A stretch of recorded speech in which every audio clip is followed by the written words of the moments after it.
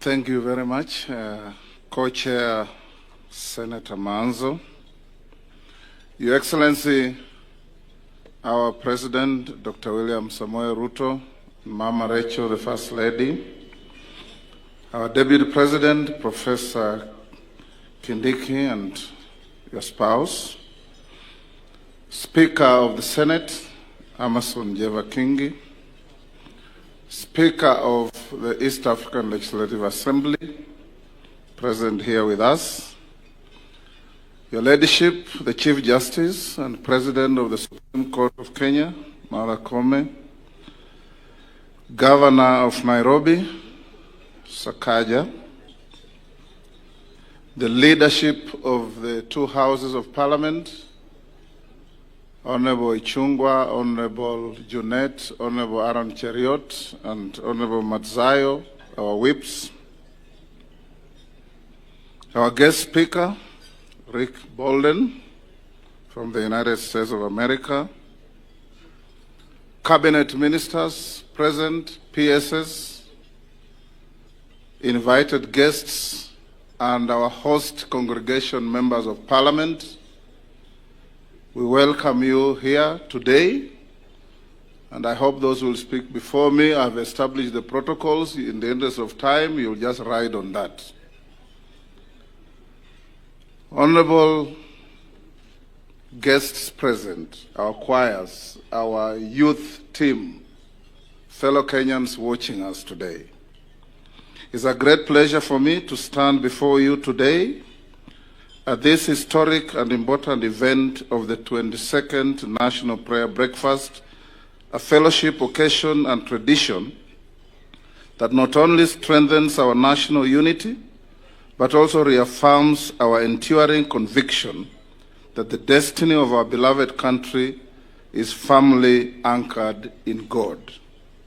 To begin with, allow me to commend the Parliamentary Prayer Breakfast Organizing Committee for its exemplary leadership under the Honorable Samuel Chepkonga MP and Senator Daniel Manzo MP, who co-chair the National Prayer Breakfast Committee, for their steadfast dedication in organizing this sacred gathering. I'm pleased to note that the National Prayer Breakfast has over the years evolved into more than just an annual tradition. It has become a spiritual pillar, a solemn moment when leaders from across the political, religious, and social spectrum gather to seek divine guidance, renew our sense of purpose, and recommit to the values that bind us together as a nation under God. Indeed, our Constitution, which we hold sacrosanct, has a preamble that acknowledges the supremacy of the Almighty God of all creation. Your Excellency, honorable members, ladies and gentlemen, this year's prayer breakfast, as themed Rise and Rebuild, calls upon all of us, both leaders and citizens, to awaken to a higher sense of duty, stand united in purpose, anchor our aspirations in faith, resolve, and to rebuild our great nation. It's a construct that obligates all of us to lift our country to a new level and standing. The work of rebuilding the nation is a duty for all of us, and not just that of the government. We must look at ourselves and see our true condition to deal effectively with our situation, for within every reflection lies the essence of what we can transform. Our socio-political and economic development must be underpinned by a value system where respect for all and among all should reign. We must hold dearly values such as respect, truth, love, justice, dignity, hard work, and equality. Your Excellency, ladies and gentlemen, as the Bible in the book of Nehemiah 2:18 reminds us, then I told them about how the gracious hand of God had been on me. They replied at once, yes, let's rise up and build. So they began this good work. Today, the gracious hand of God is on us. Let us rise up and build our nation. Your Excellency, ladies and gentlemen, in the same vein, like the people of Jerusalem who rallied to rebuild their broken walls, we are also being called individually and collectively to rise and rebuild the spiritual, economic, moral, and political foundations of our republic. This rebuilding, however, is not solely the work of hands. It is first and foremost the work of the heart, the mind, and the spirit.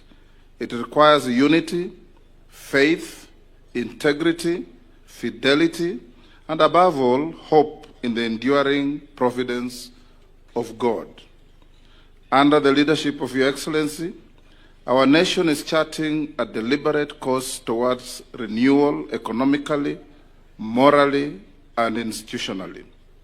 It is upon us as leaders, with the people's trust, to build with integrity, to lead with courage, and to serve with humility, knowing that with God, all things are possible. Your Excellency, honorable members, ladies and gentlemen, we meet at a time when our nation is steadily navigating complex socioeconomic dynamics. We are all enjoined to support the government of Kenya as it continues to make deliberate and sustained efforts to ease the cost of living for the citizens, manage public debt responsibly, create significant opportunities for our youth. These are not simple tasks, but they reflect the administration's resolute commitment to economic stability, inclusivity, and long-term prosperity. Your Excellency, ladies and gentlemen, Parliament remains steadfast in supporting a comprehensive economic transformation agenda, one anchored in prudent fiscal management, job creation, spiritual reform, and the protection and care of our most vulnerable citizens, among others. After all, our nation is judged by how the most vulnerable in society are faring on, and we must work to ameliorate their conditions. Your Excellency, ladies and gentlemen, in the recent past, our nation has undergone many challenges. It is when we are faced with these challenges that we must remember that they are all products of human folly, and the solutions lie with ourselves. People are the source of evil, and people are the solution to the same. Your Excellency, ladies and gentlemen, the book that I read many years back, The Gulag Archipelago, written in 1918 by Alexander Solzhenitsyn from Russia, he says, and I quote, "The line separating and dividing good and evil passes not through states, nor between classes, nor between political parties either, but right through every human heart. This line shifts. Inside us, it oscillates with years, and even within hearts overwhelmed by evil, one small bridgehead is always retained. And I pray that that small bridgehead retained be you and I, to rise and build our country. Let this prayer gathering be also a testimony that in the face of adversity, we choose to work together, not apart. We choose to leap into hope, not in despair. We choose to rise and not to sink, and not to retreat, but to move forward. May we, in our reflection, find unlimited source of inspiration, a fuel of faith and hope. Your Excellency, ladies and gentlemen, to the clergy and spiritual leaders across this country, I urge you to remain the beacons of peace and reconciliation. Preach forgiveness, promote unity, and proclaim hope for our country. The voice of the people is the voice of God and must always echo the following words of Jesus Christ. Blessed are the peacemakers, for they shall be called the children of God. In the same light, I'm reminded of the words of the late Pope Francis where he gave an analogy for understanding how the church should approach its mission. He likened the church to a field hospital after battle where the wounded and suffering come to for compassion and healing rather than legalism.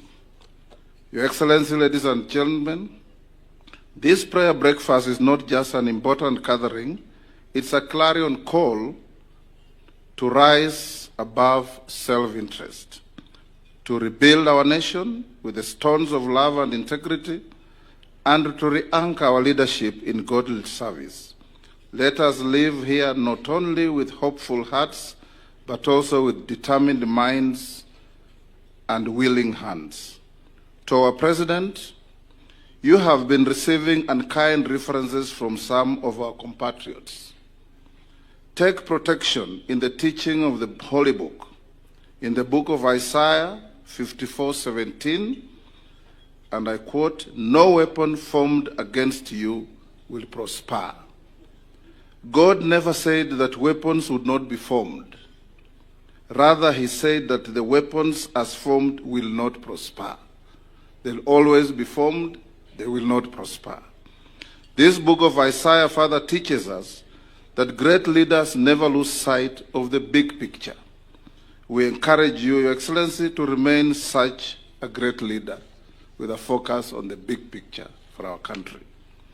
Ladies and gentlemen, as I conclude, I would like to express my heartfelt appreciation once more to the organizers of this year's National Prayer Breakfast for creating this sacred space for introspection and renewal. May this day stir in us a deeper commitment to serve our country with honor, wisdom, and the absolute reference to God. Let me acknowledge the presence of our clerks of the two houses, with whom we constantly work to make these things happen. As I conclude, I urge Kenyans, all of us here assembled, not to suffer from unhelpful amnesia.